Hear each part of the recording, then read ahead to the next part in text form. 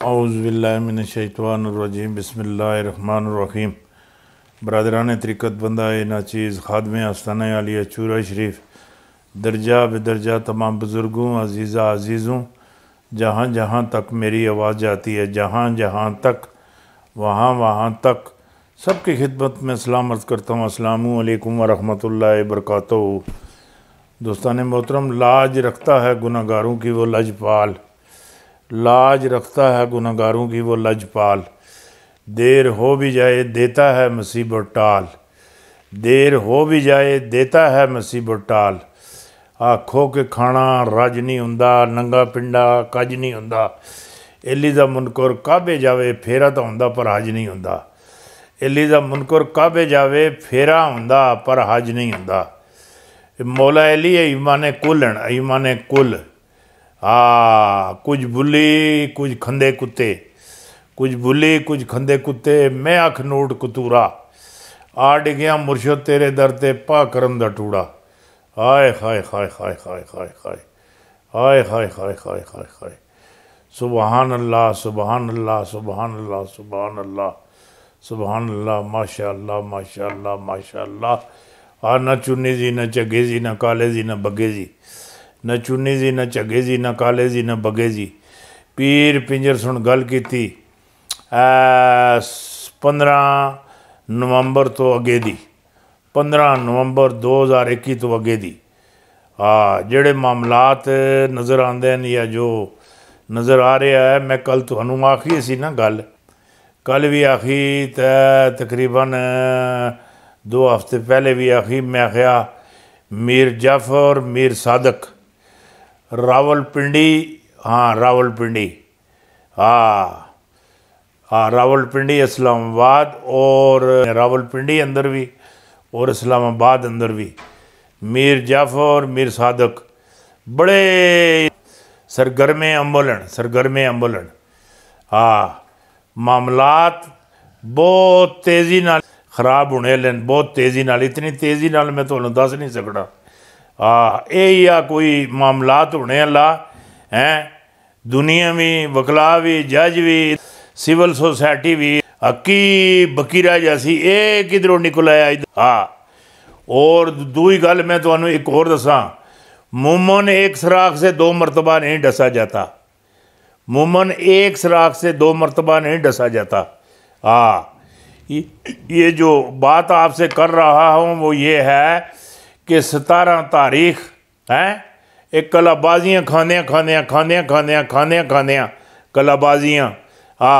ये तकरीबन मेरे जड़े मेरे जहन ने मुताबिक ये जुलाई तो ये सिलसिला सिस्टम शुरू होया था। जुलाई तो अगे डेटा पैंदियाँ पैंदियाँ पैंदियाँ पैंदियाँ कलाबाजियाँ खांदियाँ खांदियाँ खांदियाँ। हुण जिहड़ी गल नज़र आंदी पई वो हैगी, ये जिहड़ी हुण करन लगा वो गल ये नज़र आंदी है।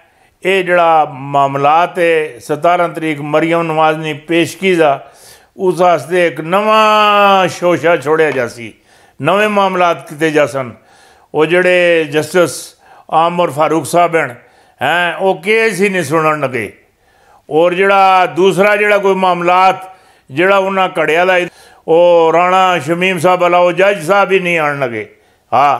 ये जिथे दी खोती उथे आन खलोती, जिथे दी खोती उथे आन खलोती। और जिहड़ी गल मैं तुहाडे नाल करना गल मैं तुहाडे नाल करन लगा हाँ, ये तकरीबन ये जिहड़ी गल मैं तुहाडे नाल कर लगा हाँ, ये तकरीबन 50-60 दफ़ा 65 दफ़ा 70 दफ़ा ये मैं तुहाडे नाल कर चुकिया कि नवाज शरीफ जिसले मैट्रिक का पेपर देने वास्ते पेपर देना से आप पेपर नहीं दिता, अपनी जगह ते बंदा बिठवाया, पेपर दिलवाया, मैट्रिक पास कर ली, फिर MA BA सारे जितने भी पेपर हैं ये मियाँ शाह साहब आप नहीं दिते। मैं ही आखदा ही हाँ, बार बार 60-65 दफ़ा मैं तुसा एक गल याद करवा चुकिया हैं।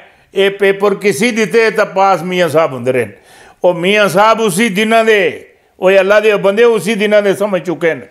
ये मुल्क बड़ा ही एवें कोई न कोई है, इसके दारे कोई न कोई है, इत्थे कोई इंसाफ नहीं होंदा ना ना। इस वास्ते तो सजाद शाह उत्ते हैं टैग करवाया हैं ਇਹ ਇਨਸਾਫ ਨੂੰ ਇਹ ਮਾਂ ਪਿਓ ਨੂੰ ਪਿਓ ਹੀ ਨਹੀਂ ਸਮਝਦੇ।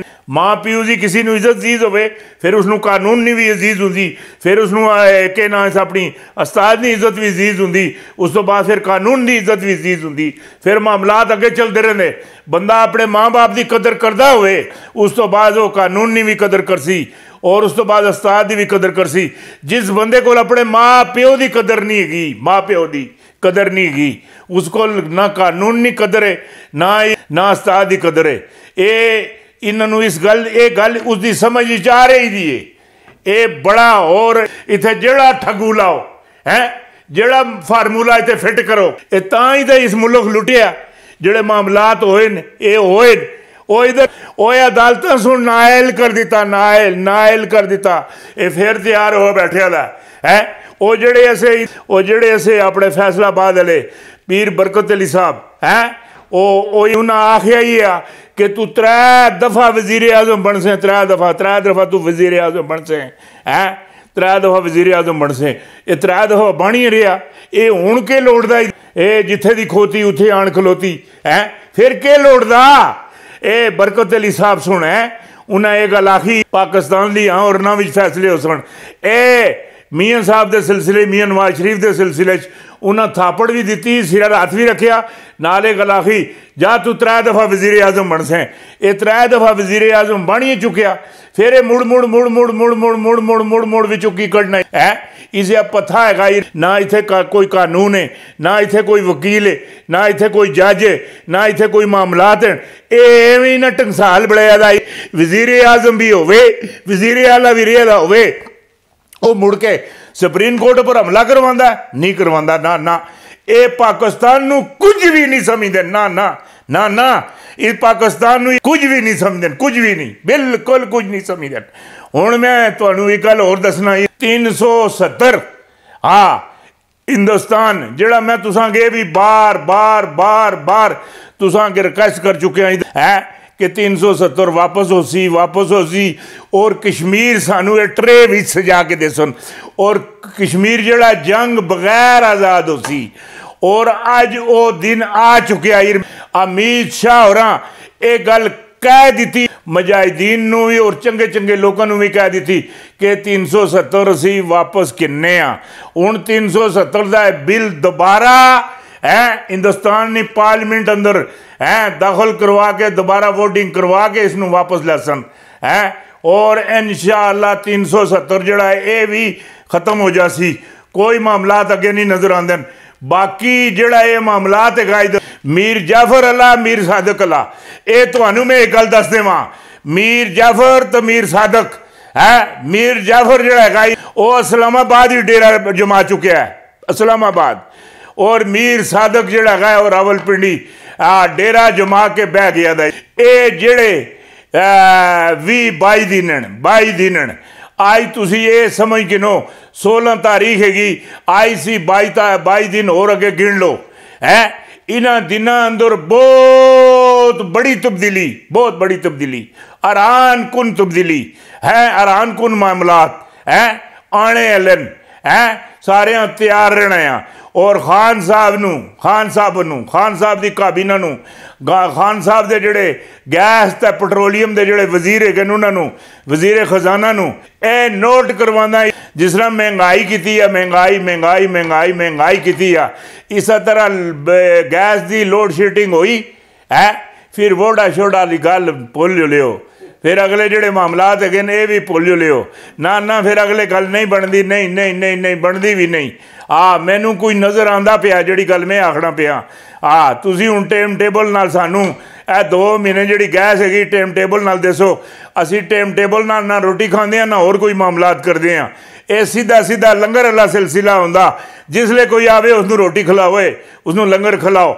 इत्थों लोग लंगर खा के जांदे न। गैस वाले पासे कि लोड शेडिंग ना करियो।